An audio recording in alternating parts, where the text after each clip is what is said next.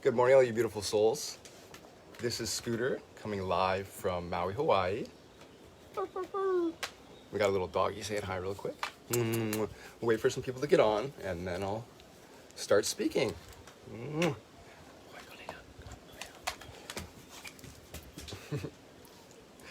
boy. He wants to lay on my board right now. Go lay down.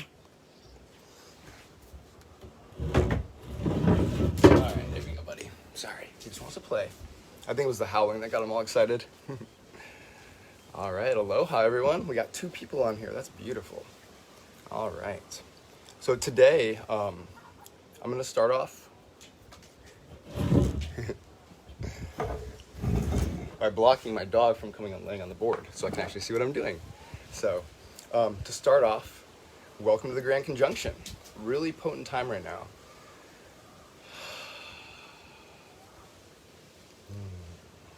So, why are we here today? It's a very, very special time in the world, and a lot of things are shifting, and so we're going to sit here and talk about it. To get started, I'm going to be real. I'm a little anxious,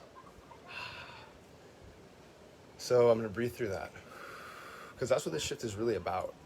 It's about realizing where our frequency is at, and then taking that time and allowing our consciousness to shift with that to a better place. So, as I work through my anxiety, I go through my emotional intelligence, and I remember that I am perfect. And anxiety just comes from the mind, wanting to get it right, wanting to not mess up.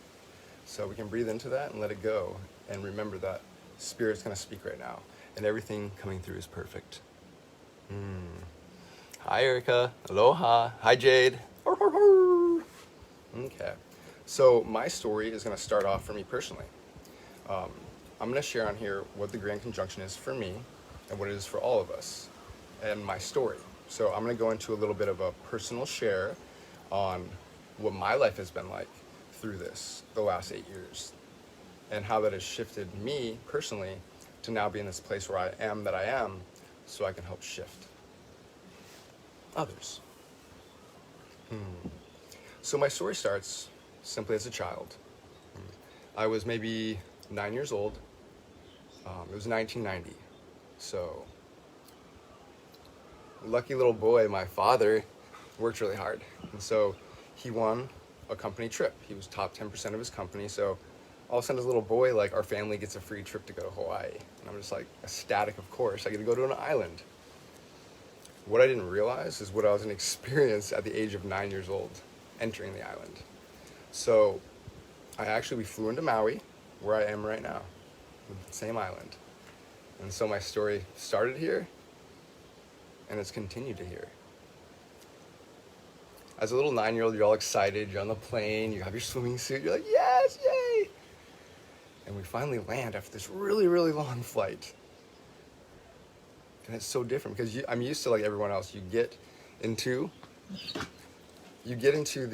off the airport, and then you go into the tarmac. Come here. You want to join? Come here. Sit down. Good boy. And this was different this time. It was actually really beautiful because what happened was we pulled up, middle of the runway. It's one of those things where you get off the plane and you get to walk down the stairs. There's all these beautiful Hawaiians there, putting leis on everyone. And as I walked down the stairs, I got a lei put on me. I experienced something I had never experienced so deeply as I did in that moment. I took a deep breath. It was my first, and something came into me. It was almost like a reawakening. At that age, I didn't really know how to explain it, except I felt like I was from the land. It was like this ancient energy came in that I was at home, that I'd been here before, that I was born here. So as a little kid, I just turned to my mom. I go over to her. I'm like pulling her pants. I'm like, Mama, was I born here? I want to live here. I'm going to move here. And I just remember at that moment, I'd made the decision. It was just like, I'm going to move here when I get older. I'm not sure why, but I need to come to Hawaii. And that's how it really started out. Age 9, boom, just had this like intense remembering of who I am and that there was something here for me. So, of course, we are here for 2 weeks. We have our vacation. I mean, I'm ecstatic. I'm playing in the ocean. The sun's out. There's sand. It's like tropics. What is this? I'm from Kansas, the middle. You know, it's cold. So it was amazing for me to be in the ocean for the first time and really also have that healing. At the end of our trip, you know, typically we went back to life. Back in my head, I'm like, Hawaii's amazing. I'm going to go back there, you know, let's do it. Probably every year beyond that, I asked my parents about Hawaii, I'm sure. Finally, we get to go there again. And so we came and visited a second time. Just as amazing. But the thing is by that time, I was maybe 15 or 16. So a lot of my program mind had come in. I'm at that point, I have expectations of myself. I have, you know, this understanding that life is gonna happen and I need to prepare. I need to like get a family and a job and get all these things together. So I'm like, so I really wasn't as open at that moment to receive the energy of the island as I was the first time, but it was still there. I still felt it. And so, funny me, I actually went with my best friend and my parents. And so we're there and I'm like, hey, guess what? We're gonna move here when we're older. So every chance I try to get other people to move here with me. So I start stabilizing that future plan of coming here. So I go back to the mainland again, back to life. I go through high school. I go through college. I get a job. I start working with children with autism. Fulfilling my life, starting to have a girlfriend, starting to have an apartment, starting to have all these things in my life. But there was one little bit of emptiness that was inside of me. And what that was Hawaii. It was my calling. And so the next stage in the story happened on my birthday. So in 2010, I turned 28 on April 9th.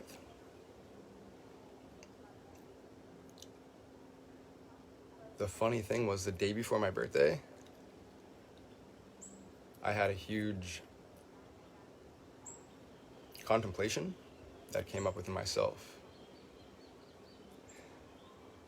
I was so caught in life that I didn't even realize my birthday was coming up.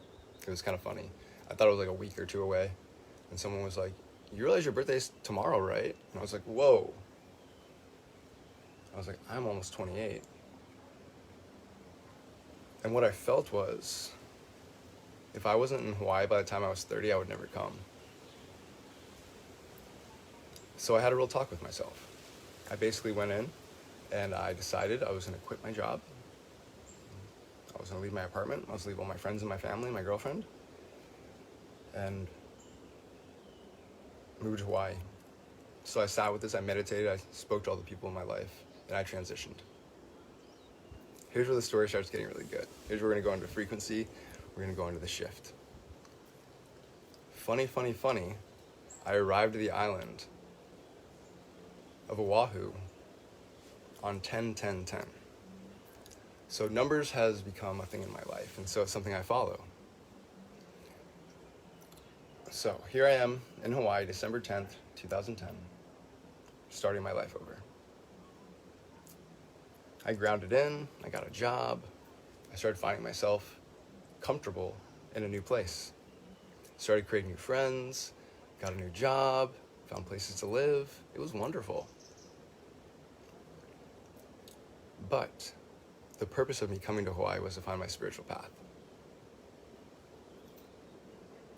And my realization when I got to Oahu was that it was a learning island for me, as they all are. And so there, what I learned was, I basically had an opportunity if I was going to restart my life, or if I was going to start a new one. And so I started seeing friends recreate themselves, but they weren't the reflection of friends that I wanted. It was more of this masculine, like, let's get girls, and who can surf better, and who has a faster car, and hey dude, I'm stronger than you. And I just really wasn't about that. So I started breathing into it, and I started to try to find spirit. So every day I would get up in the morning and go to the beach and I'd meditate. Probably do it 2-3 times a day. Wherever I was, I just stopped and I gave myself time to meditate. Because I believed at that time that it was a possibility that I could shift my consciousness and connect with something higher than myself. Being from Kansas in the program of religion, Catholic, and just around a lot of people who were not aware of the wisdom that is being brought back to us, I was unsure if I could actually connect to something higher than myself, but I wanted to give it a chance. So for the next 2 years, I had this practice. Be one with nature, try to meditate, try to call on my spirit guides. And it was funny because it wasn't frustrating, but it was almost a cosmic joke because there was a lot of just 2 years of me sitting by the beach talking to myself. And then something happened. I was sitting on the beach one day. I saw a being walk by. It was a female. You can call her one of my spirit guides. At that time, I didn't know it. So long story short, I shifted, and as I was balancing myself, I kept seeing her more and more. Never spoke to her. We were aware of each other. And then something magic happened. On 12/12/12, I went to my friend's house. Funny story, she had moved in the day before. Never seen her there before. I walk into the room, she's right there. We see each other, it's like, whoa. I sit down with her at the table. And she's like, did you know today's 12/12/12? And I was like, yes. And we look at the clock, 12/12. So me and this special being actually met at 12/12/12, 12/12. And that's where the story goes. So this beautiful being took me up to a mountaintop. She invited me to the solstice. So that was really beautiful because at that time, like I said, I was very showing up into spirituality. I didn't know what crystals were. I didn't know what chakras were. I wasn't really sure about much of it. I was just kind of a lost boy being like, is spirit here? And it was. So she invited me up to a mountain top on Oahu. And so we arrived. It was the first time I've ever been in this container of all these beautiful people. We stayed there for about 3 days. It was a new family. We ate together. We had fire together. We walked around a fire. And it was the first time I was actually ever received plant medicine. And that is a very, very beautiful topic even to bring up because plant medicine is something that is black and white for some people. It's scary. And other people are like, oh my gosh, this is amazing. And so that's part of the shift that I went through, is I was absolutely scared to take any kind of medicine. And when I did, it opened me up. And it was really beautiful because it was also the portal. So this was the portal 12/21/2020.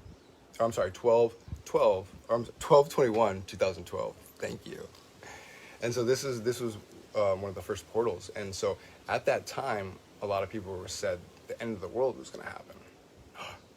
And then a lot of other people said, it's the beginning of the Aquarian age. Everything is going to heal.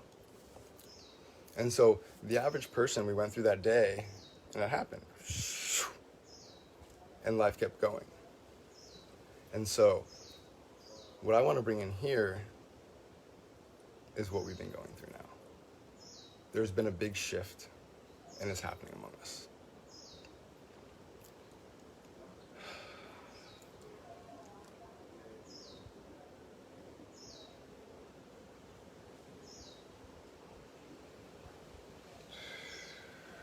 It was the day I met my genius.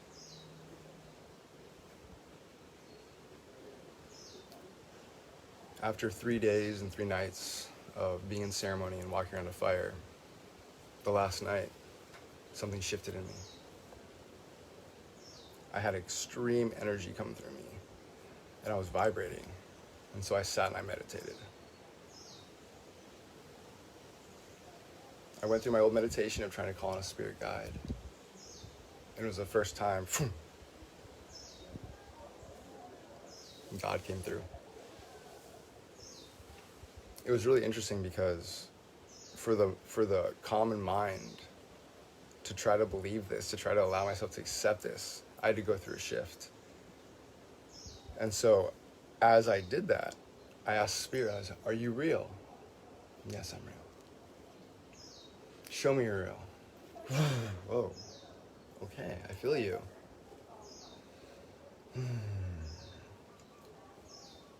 This is beautiful.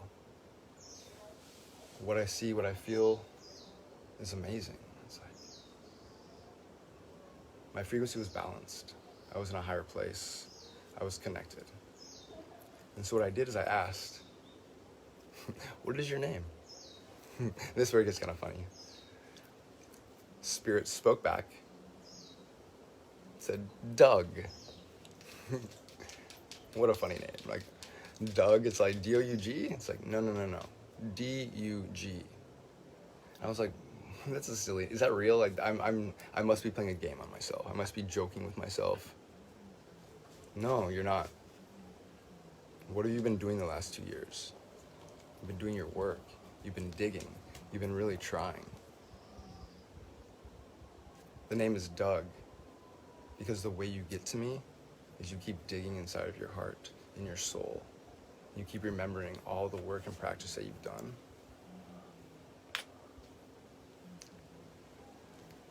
And that's how you connect to me. That's how we all connect to me. So, me sitting there in total belief, being like, wow. So here I am connected with God, being able to ask questions and have them answered. And when the answers came through, such a heavy vibration came through my chakra system that I was able to really feel God within me. So what do I ask? Well, first was a realization. The realization was, I walked around a fire for 3 days. I came to Hawaii, went to the top of a mountain, and I took psychedelics. How is it possible? Is it possible for me to go back into my life and to touch all those beautiful souls? My mom, my dad, my sister, my family, my friends, my aunts, my uncles. Like, I want to share this with them. But how could I do that without giving them psychedelics? There has to be another way. So much of the world thinks that these medicines are negative, and so there has to be another way to open up the body more naturally. Is there a way? So Spirit answered and came through and told me, yes, there's absolutely a way. You're just gonna, and I said, what is it? Tell me. And Spirit wouldn't tell me the future. It was just like knowledge and wisdom. No precognition of what's gonna happen. So Spirit said, what you're gonna do is you're gonna sit in your experienced life, and through this, you'll be able to observe how to get into this space every day and show other people how to do it. So I sat down thinking, all right, now what? I'm gonna have to do a lot of work here. I'm gonna have to read a bunch of books. What's gonna happen? So my mind goes to the future because we're thinking. We're thinkers, we're analyzers. And Spirit brings me back. I sit down, put my hand out. And the funny thing was, one of my good brothers who was there, who I had met, his nickname was Doug. He actually came and sat by me, and we held hands to meditate. And we both connected to the ground. The energy came more powerful, which was really beautiful. So during that time with him, we sat. And what I realized, I actually didn't realize this much later, but I basically went through a ceremony. I sat there for about 3 hours. I was very quiet with the outside group. There's about 12 people with me. And I was sitting there and I was crying and I was laughing and I was snotting. I was like all over the place. And the reason is because I was almost in this laughing Buddha. I was working through so many emotions come up and I was just laughing at them because I had this higher perspective that all is well.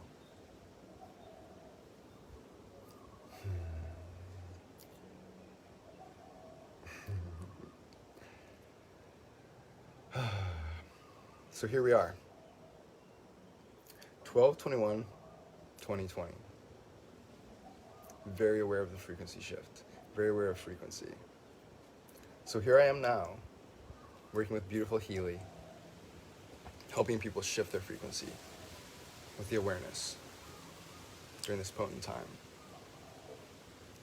Now, over the last 8 years, I've been, I'd say, doing inner work, gifting my time to myself and the spirit, because I never left the mountaintop. When I got off the mountaintop, I came back down, and I was changed. I believe that there was a bunch of us here to heal the world, and it's time. The time is now. I had asked Spirit, is this the end of the world? It's the beginning. It's the beginning of the new stage. And it's just starting to shift. So for all those of you and people out there who are really bummed out by the, what happened on 12? It was, all of a sudden it was 2022, 2012, and the world seemed the same. But it wasn't going to be a quick shift. The shift has happened over the last 8 years. And one of the biggest shifts is the awareness of frequency. So, when I sat down with Spirit that day, I actually realized 3 years later what Spirit had done with me. That initial day on the mountaintop, Spirit actually sat me down and started speaking to me about the Hermetic principles, about emotional intelligence, about the universal laws. So, as I started tuning in more with these individuals through this week, they had started talking about different things like the chakras. I didn't even know what the chakras were, I just heard it. But what I felt was this different energy in my body throughout the week.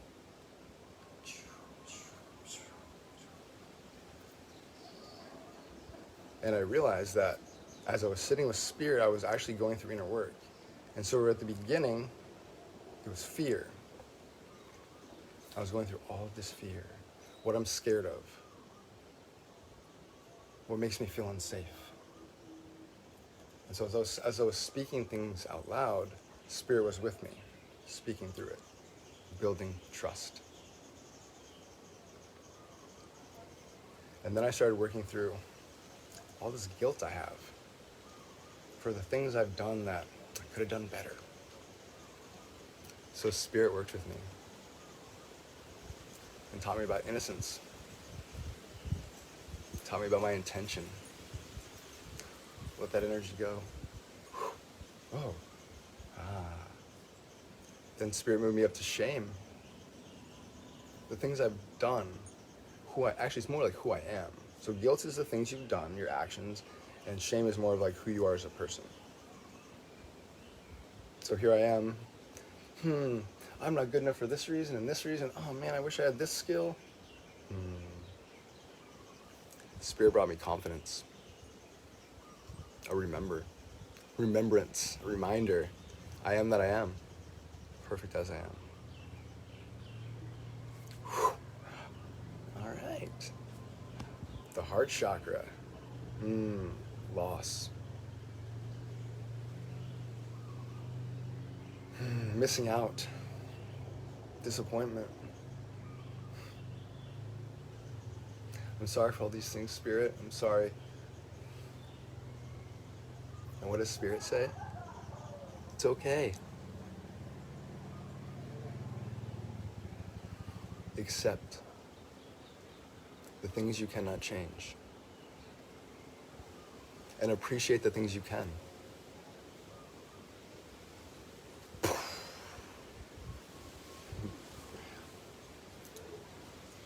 The throat chakra. It's often closed by fear. It's closed when, because of that fear, we speak lies. Sometimes we lie to others. Sometimes we lie to ourselves. Sometimes we're not meaning to lie. Sometimes it's literally we're trying to hold the space and we don't know how to say our truth. And so we say a muddled version of it to make sure that everyone else doesn't get bummed out by it. So Spirit taught me and showed me to speak my truth, gave me the empowerment of who I am. Because when we have these chakras aligned, you're in trust, innocence, confidence, acceptance, and appreciation. When you're in those things, you can speak your truth. But if you're in fear, guilt, shame, and sad, it's really hard to do that. So that was a beautiful lesson. We work with these bottom chakras, and that really helps us open this one. Now we're gonna move up to our third eye. And so what Spirit taught me about third eye and the frequency shift of this is that if we are using our mind and our mind's eye,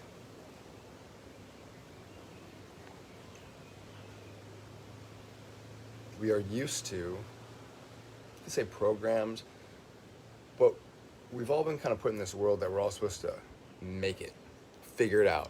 It's all you. You got to do this yourself. So instead of viewing the world as unity, as everyone together, we often view the world as separation.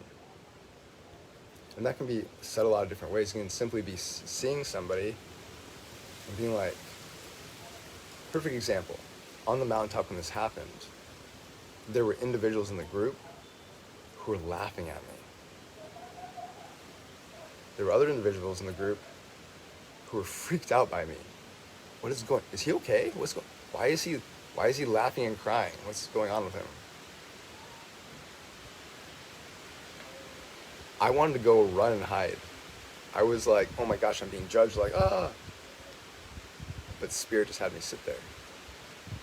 And what the realization was, oh, they're not judging me? What if I was them? Oh, they just don't understand or understand what I'm going through. It's okay. No big deal.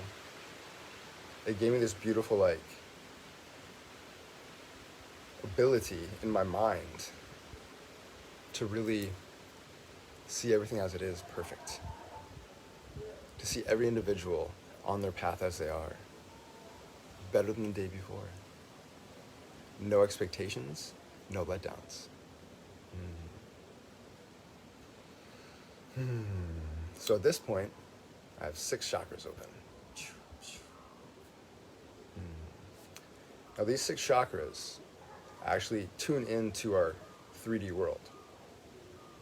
So all these things usually shift based on how we view or think or perspective on something in the 3D world. An event, a situation, a relation, something that's happened to us. Now this is where Spirit asked to open the crown. The corona. So here we are. This is the time for us right now, as conscious individuals, as conscious souls, to take our crown back. So, our crown is closed, and all the energy gets stored inside of us, just inside of us.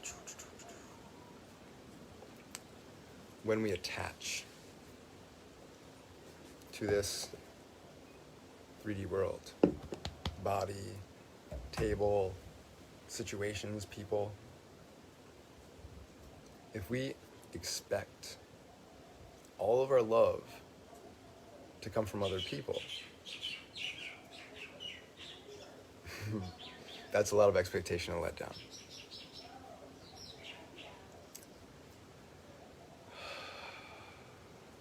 So as I opened all these beautiful chakras and felt all this love for all these individuals, Spirit asked me to let it all go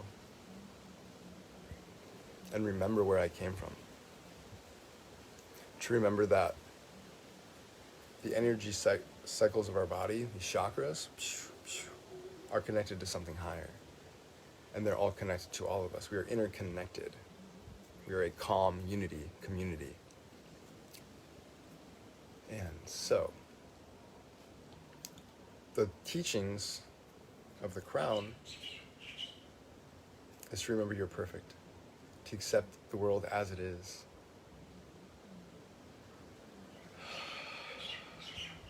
To lose your attachment to the world, to trust in divinity, to trust in who you are, to trust that Spirit is here to guide us.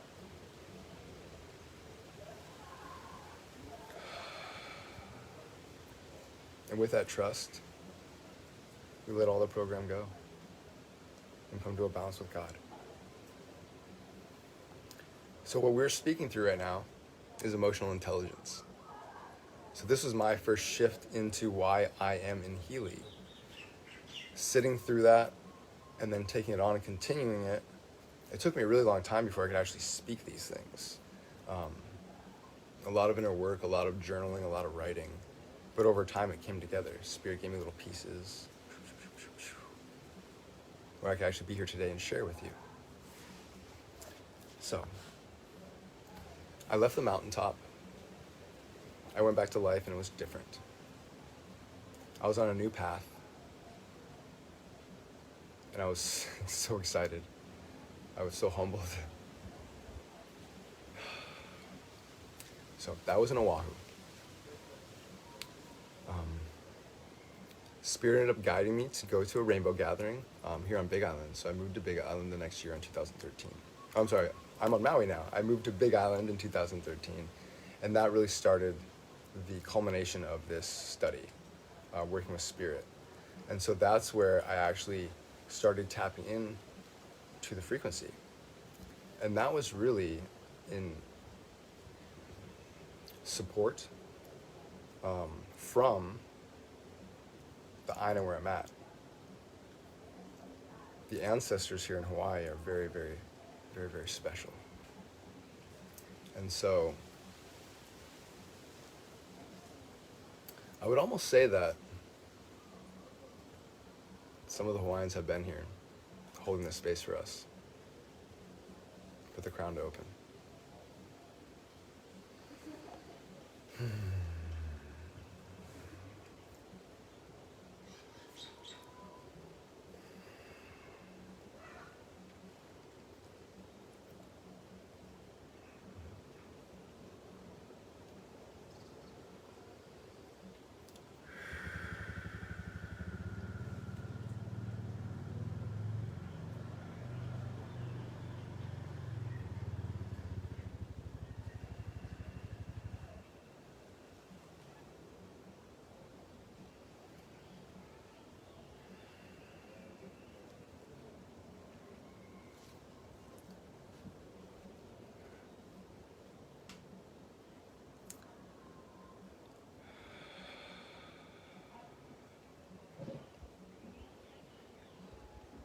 Vibration. Everything has a vibration. That's one of the 7 Hermetic principles that I've learned. So, with the teachings, we vibrate. Right now I'm going to go into the Hermetic principles a little bit and explain the universal laws. And then I'll come back to Hawaii. So, we have first the law of mentality, which states all is mind. All has, will be created by the mind. Many minds co-creating one universe. Universe. You and I verse.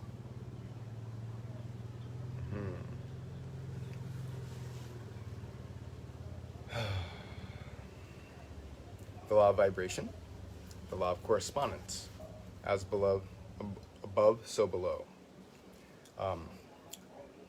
What the law of correspondence really shows us is that as cause and effect happen, as I do something, the energy goes out and then it comes back. If the vibration is high, then the correspondence will shift it, love it, and it will come back, in effect, as a higher frequency. So as far as the healing goes, if you're in a lower frequency, and you send in healing frequencies, it's going to bring your frequency up in that moment. So then your frequency is going to be shifted, and through law of cause and effect, it's going to go out, correspondence, and it's going to come back into your beingness, into your body, your mental, your emotion, your life, and it's going to be a little cleaner.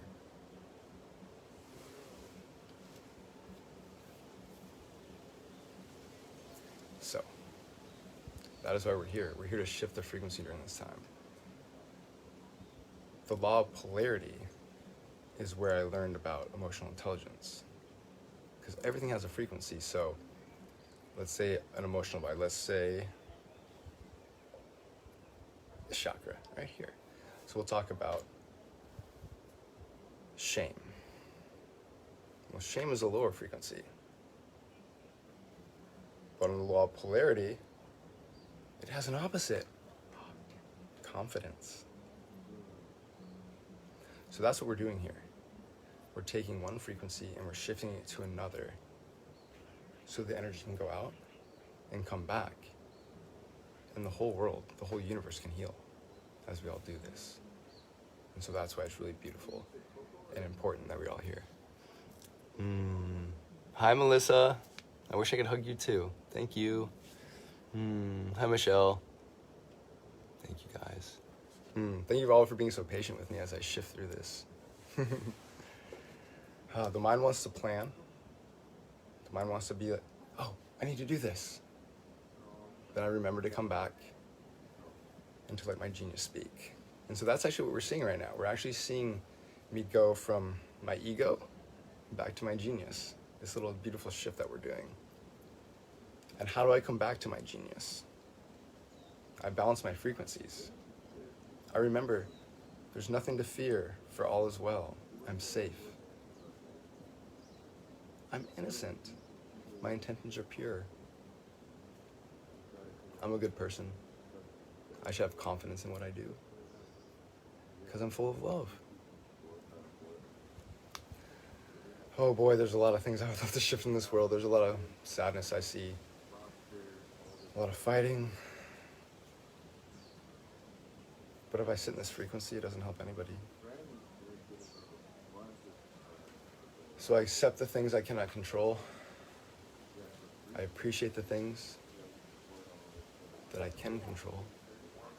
And I do my best to show love and compassion. Calm passion.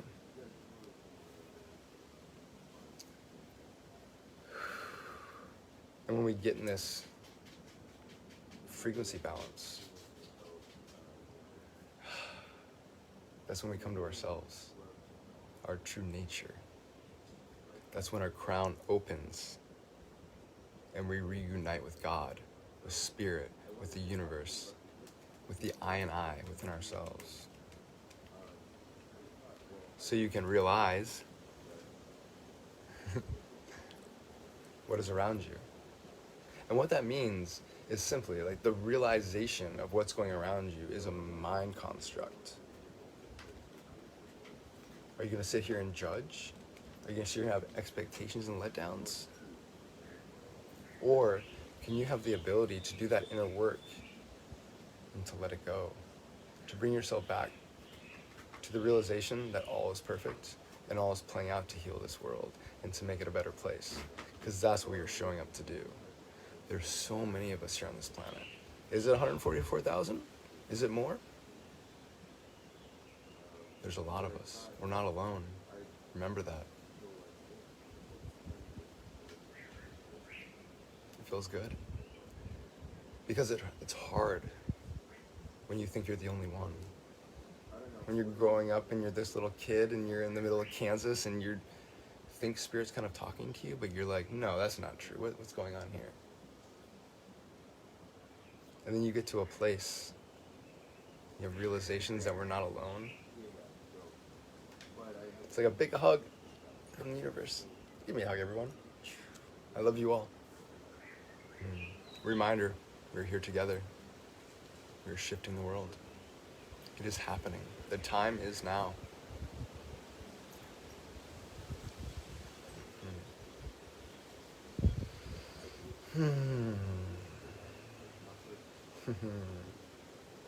Hi, Sarah. You're beautiful too. Thank you.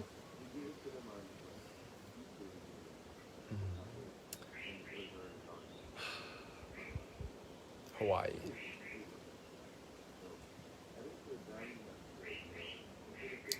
We could call it the religion of positivity. Along my travels here in my walk, when I arrived, there was a strong word. Haole. Some could say that it could be a racist term.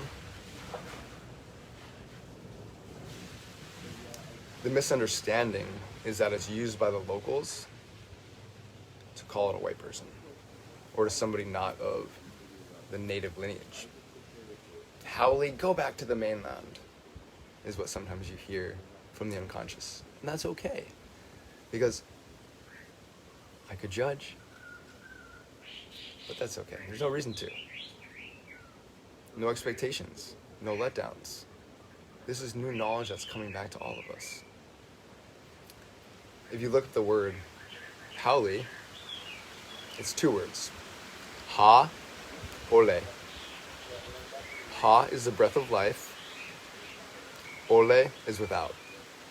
So, haole would actually mean without breath.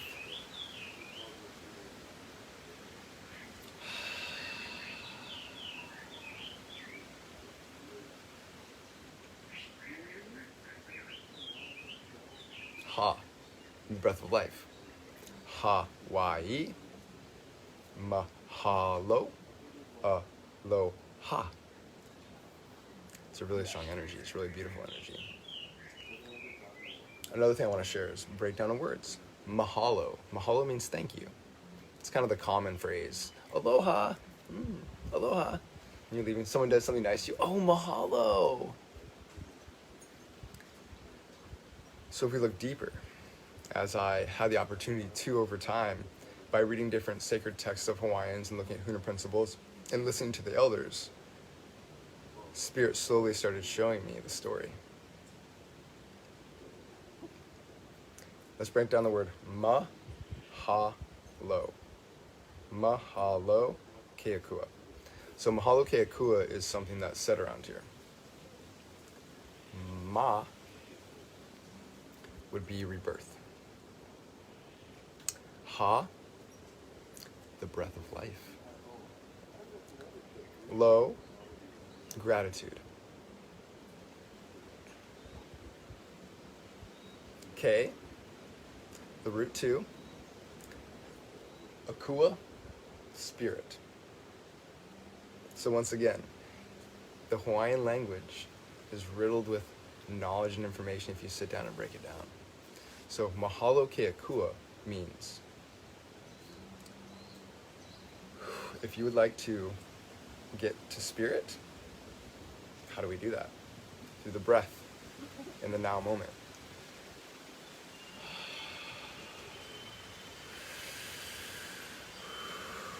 Attuning our attention into the now.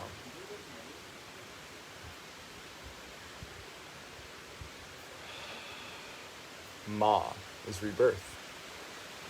With the understanding and knowing that in this now moment, everything is rebirthing.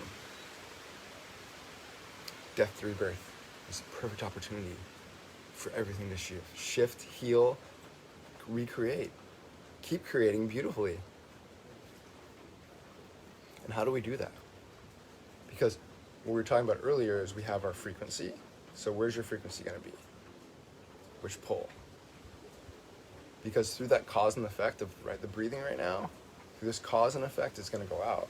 Through correspondence, it's going to come back down into my world, your world, everyone's world. And so, we sit here so often, like, this isn't right. God, talk to me. Why? God, where are you? This sucks. Or anger. I'm so mad. I'm so angry. Well, I'm just being an ass. Anger comes from sadness and scared. So ass. Anger, sadness, scared. And those three basically is a culmination of confusion. Frustration. So when you breathe back into it, be like, I'm frustrated because I really don't want this thing to happen again, or I'm scared. Oh, it's okay. I'm just confused. Because why? Because I'm not in the now moment. I'm not in appreciation. I'm mentally in the future, planning. And therefore, my chakra system might be a little closed. Therefore, my energy might be a little closed. A, I don't feel that great. And B, every breath that goes out is beautifully perfect as I am. But with this knowledge and information, it helps gives us the ability to remember to come back to our balance. Appreciating what we have. Appreciating what we are. Appreciating the opportunity we have. Breath in the now. A rebirth of gratitude.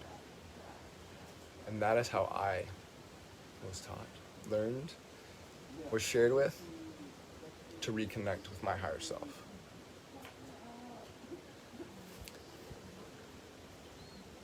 Let's see. Positivity. So we're talking about the religion of positivity. If you are around elders, I may have said this before, but I'll say it again. If you're ever around Hawaiian elders, you can hear something if you listen.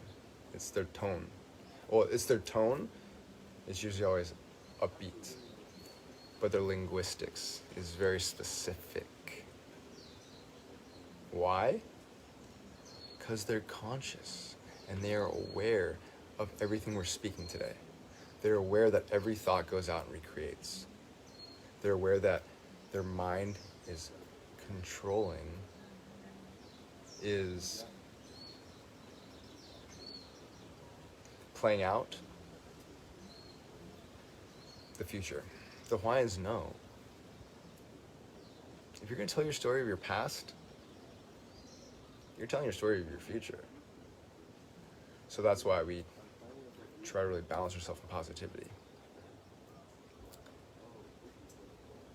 You go to an auntie,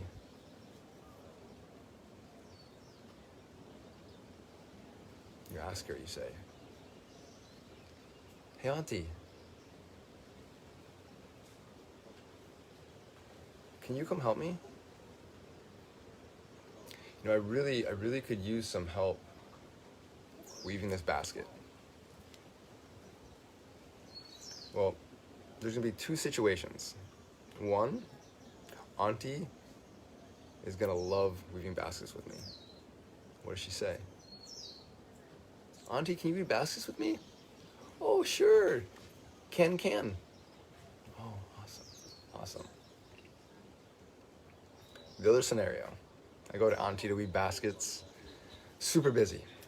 You know, she's already in the middle of 2 or 3 things. She's on the phone, she's on the computer. It's like, whoa, hey auntie, I know you're really busy, but could you help me weave baskets? So what is her response? "Oh, Scooter? I know can." No can? If can. If no can, no can. So now if we look at the linguistics of the words and break them down, can. I can. Those are both positive. Now listen to this one. I can't. So in the moment, Auntie would be telling her story that she can't do it right now. But she would also be telling the story that she can't do it in the future, because the mind goes out, and that's the ability. And Auntie wants to make sure that she is able to weave baskets for the longest period of her life that she is able to. So that's why she's going to keep speaking positivity. So that's one thing where we try to learn. It's like, we can use some of these words like HATE, but why? Why can't we just say no love?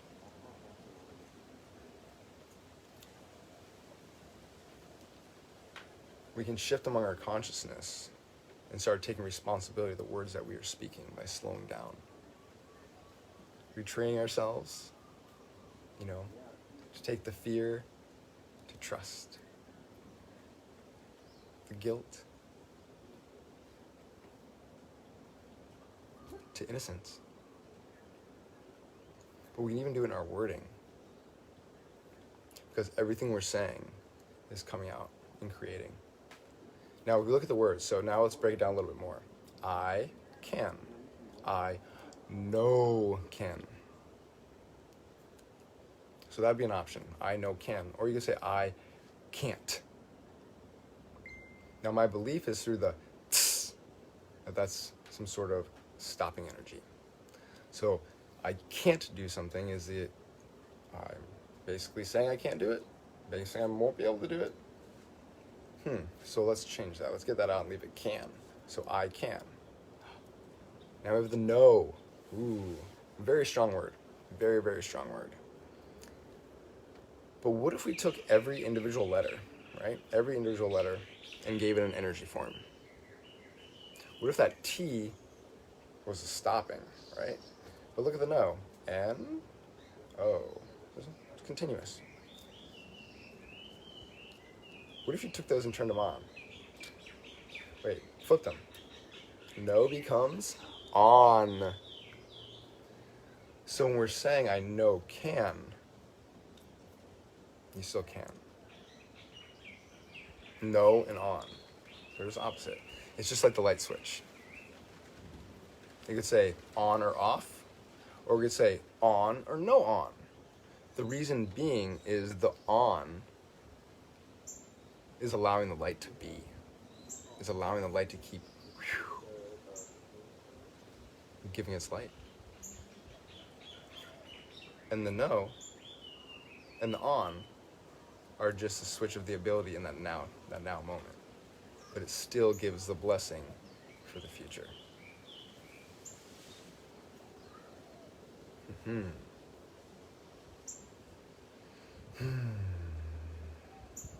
So, let's see. I'm going to take a moment and breathe so I can shift back to my genius, so I can give information and content and knowledge from my inner self rather than my ego. Because here we are again, continuously working on this. This is what we do. Continuously come back to ourselves, so we can tap in with our highest self. There we go.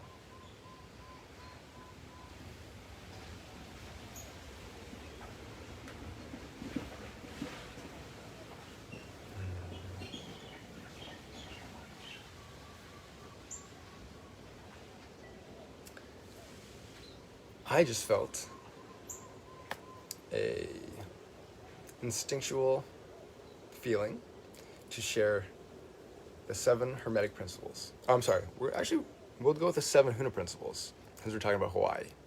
So I'm just gonna go through them really quick. At the bottom, at the end, I'll put a link for the Hermetic principles, which are kind of like balancing the universal laws, as well as the 7 Huna principles. The first of the 7 Huna principles is, I may say these wrong, so I apologize. Doesn't mean I'm a haole. It just means that I could learn some linguistics a little bit better. So bear with me as I go through this. Ika. The world is what you think it is. That's the mind.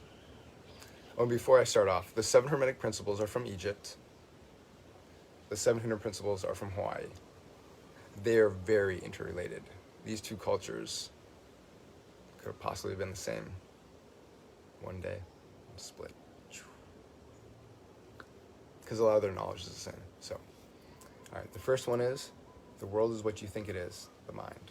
The second, Kala, there are no limits. Everything is possible. What you think, you can create. What you'd like to shift can and will be shifted. Listen to that, will. It will be shifted because it is your will. Your willingness to balance yourself. And your breath and appreciation is your willingness. And with that willingness, you can shift your world and everyone's world. We already talked about Ho'oponopono and how sacred that is, and how just breathing into something, doing your inner work. As a doctor went in and healed a bunch of patients just by doing his work, because he knew there was no limits. He knew that everything was possible. He knew that with his mind, he'd go in and shift those patients just by doing his inner work. The next one is Makai. Energy flows where attention goes. So that's why we are aware. We come into our consciousness, conscious of what we're saying and what we're thinking.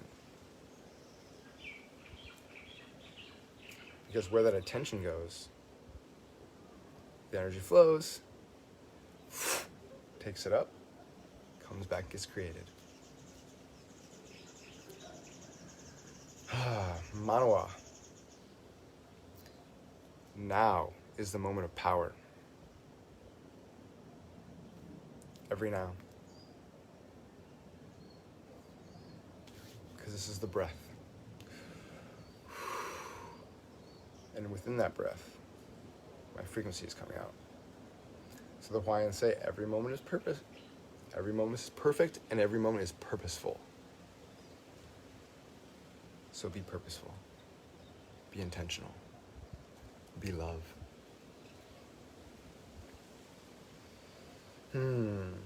So the next three I feel like are beautiful suggestions. The first ones are kind of like, this is what's happening.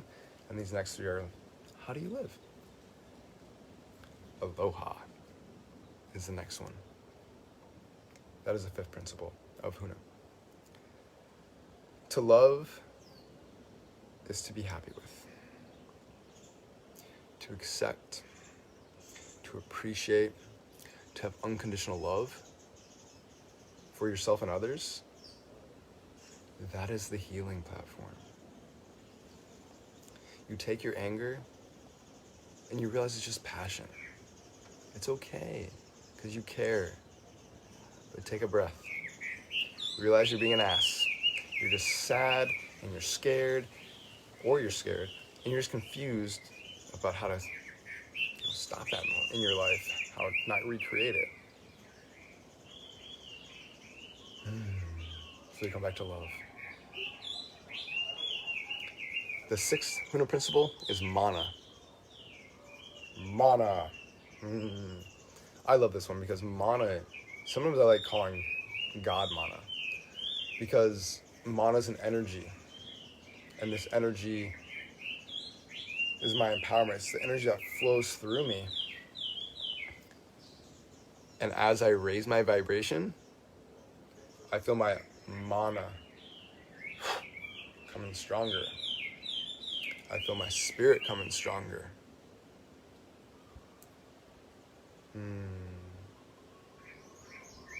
And that power all comes within. It's connected through our crown. The seventh Hermetic principle is Pona. This is a really beautiful one. Effectiveness is the measure of truth. Boom. Also say, leave things better than you found it. Leave no trace or make it better. You see a piece of trash, clean it up.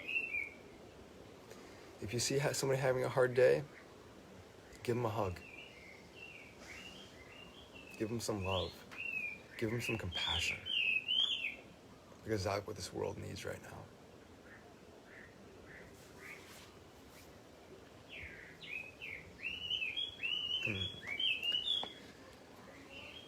And one thing I suggest is like when we're doing the inner work with other people, if we see someone that need a hug, you know, we come up to somebody and they say they're sad.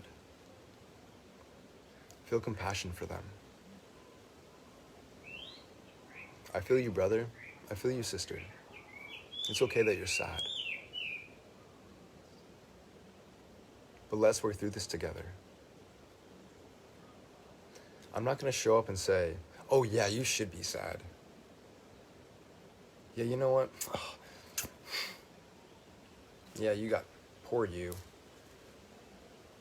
Because that's just fulfilling it. That's just fulfilling that energy that will keep going out and recreating their life. And I surely don't want to say, well, you know what? You shouldn't be sad. You know, what are you, you're silly, like ridiculous. You have nothing to be sad about. Because that's going to actually, instead of going through that emotion, it's actually going to close another chakra. Instead of going through opening up while they're sad and cleaning that up and bringing them to acceptance, what did I do? I just closed up another chakra. I made them guilty for feeling the way they feel. So the first thing we can do, it's okay you feel this way. We're here for you. And through that realization, then we can go to the root. Why are you sad? What expectation did you have that has now become a letdown?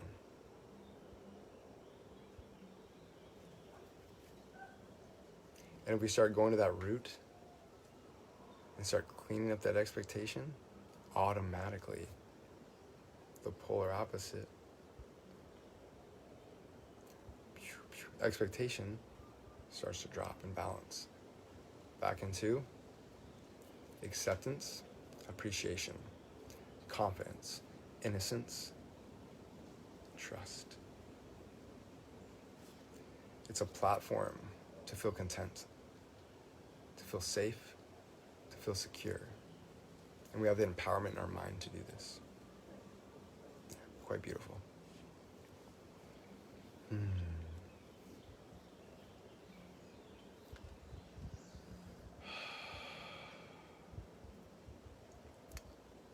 About 4 or 5 months ago,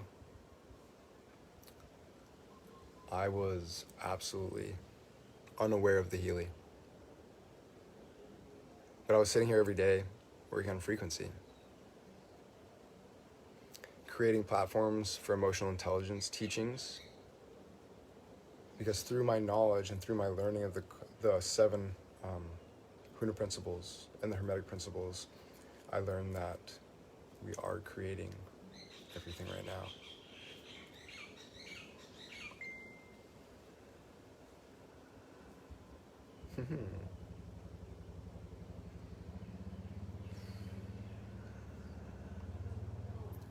And so I sat with Spirit. About 4 months ago, I arrived back on the island of Maui. I'd been on the mainland with my parents. My mother had surgery. Went back to do my inner work. Show up and hold space. When I arrived back on Maui, I was ready to move forward. I was like, this is time. Emotional intelligence, it's time. So I sat down in meditation to ask Spirit if this was good. Funny thing is, Spirit told me to write down the Hermetic principles again. No joke. I was annoyed. I was literally like, we've done our work here. I've studied them. I've written them down about 100 times. I have them memorized. Why? Spirit returned and said, you're questioning. Just allow. I said, okay. I literally stood up. I went to the mirror, grabbed a marker. I wrote down the 7 Hermetic principles.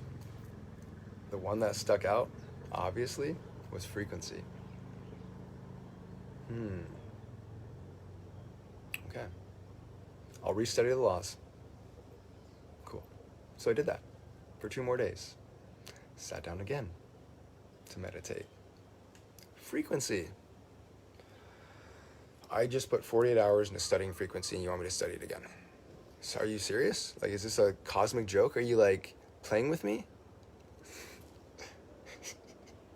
A little bit. Clearing out my ego. Realizing that there's something outside of me that's being called in.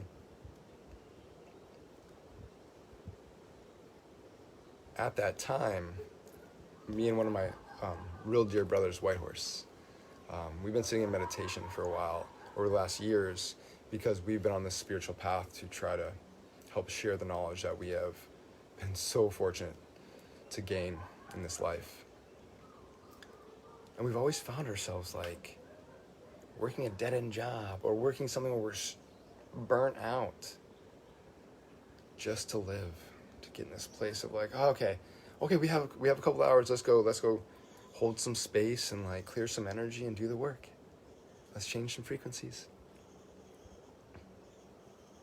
So the week prior to me finding the Healy, I'd gone through this meditation, and so I started seeking a device, a light, a float tank, sound healing, something that I could pair with my knowledge of emotional intelligence and really put something on a platform so I could help with this shift. I went to bed. I had a dream. And the dream was a white box. I woke up. I received a message from Whitehorse. He said, "We found it. Thank you, brother, for doing your work. Thank you, Zach, for doing your work. Thank you, Anamaya, for doing your work. Thank you, everyone who shifted and shared this beautiful device with us."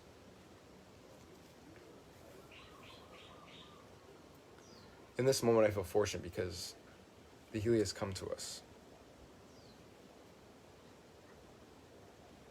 All of this information that I'm sharing right now, all of this knowledge is beautiful. And it all helps us balance to the now. Those of you who are on here taking the time to learn this, those who you share it with, wow. This is a gift. This is a gift that I humbly received and I'm humbly sharing because it's part of my journey.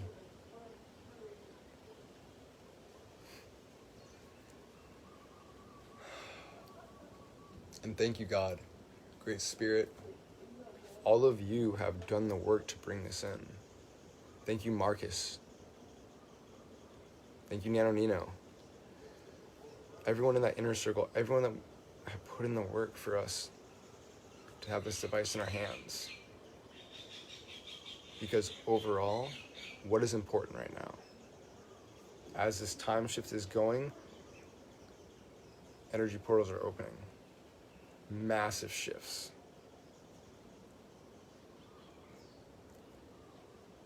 And we have frequency to work with. And the time is quickening. The frequency goes up and comes back. So I guess I could say that for those of us who have the ability to move to Hawaii and spend 8 years on a spiritual path trying to find this knowledge, for those of us who are so fortunate to have guidance in our life, or those who we can speak to about spirit, we're fortunate. But for those of us who could use some support in this, maybe our parents, our grandparents, individuals who have mental illnesses, cognitive dissidence, people who just don't have the time to do the inner work, too caught up. We have a beautiful device for this now. Quantum frequency healing.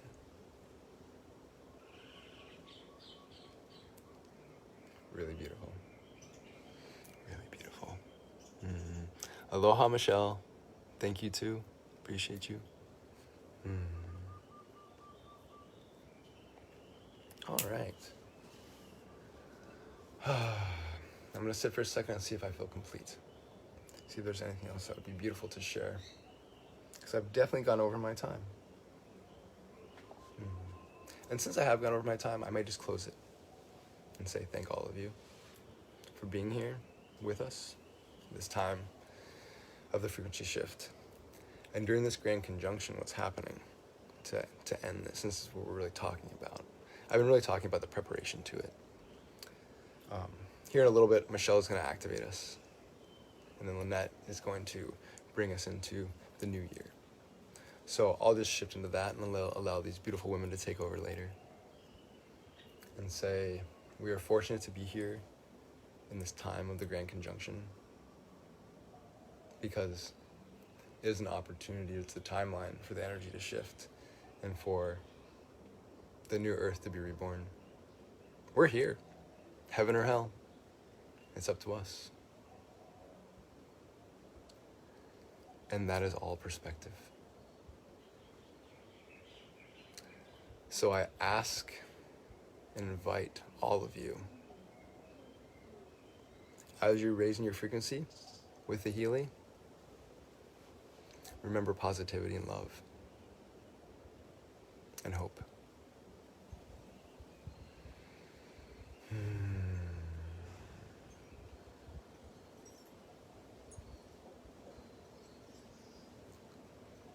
And I give you permission to allow yourself to come one with yourself and balance your chakras and your emotional intelligence so you can put the highest frequency out for yourself, the world, the universe.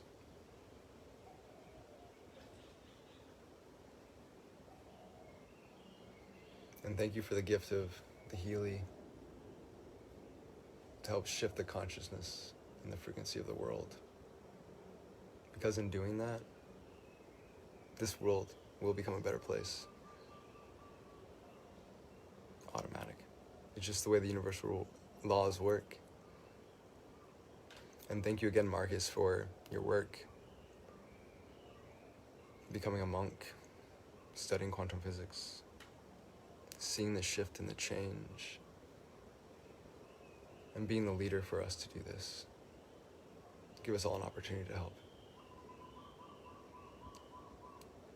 I look forward to seeing all of you in the future. Thank you for being here with me, taking the time. We love you. Namaste.